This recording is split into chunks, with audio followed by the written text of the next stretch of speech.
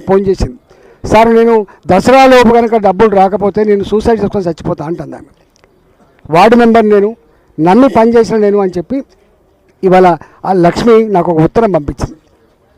గిట్లా పైసలు దాదాపు వేల కోట్ల రూపాయలు పనిచేసిన వాళ్ళకు ఇవ్వడానికి పైసలు లేవు నీ దగ్గర, జీతాలు ఇవ్వడానికి పైసలు లేవు నీ దగ్గర, ఇక లంచం ఇస్తే తప్ప బిలియన్ పరిస్థితిలో ఉండి ఇంకా మూసినదిపేట 1,00,000 కోట్ల రూపాయలు పెట్టి కడతా అంటే ఇక నువ్వు బట్టలు లేవు మనకు కానీ బంగారం కొనిస్తా అని చెప్తున్నా అంటే ఇక అర్థం చేసుకోవాలి.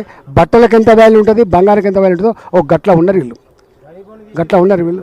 అందుకనే ఈ ప్రభుత్వం రేవంత్ రెడ్డి ప్రభుత్వం మన ఉసురు పోసుకోవడానికే వచ్చినట్టుగా కనబడుతుంది ఇవాళ. అందువల్ల నేను అవసరమైతే పార్టీ పరంగా ఇందిరా పార్క్ దగ్గర ధర్నా పెడదాం, అవసరమైతే ఎక్కడికంటే అక్కడికి వస్తాం. కాబట్టి మీరు ఆందోళన పడకుండా ఉండాలని చెప్పి కోరుతున్నా.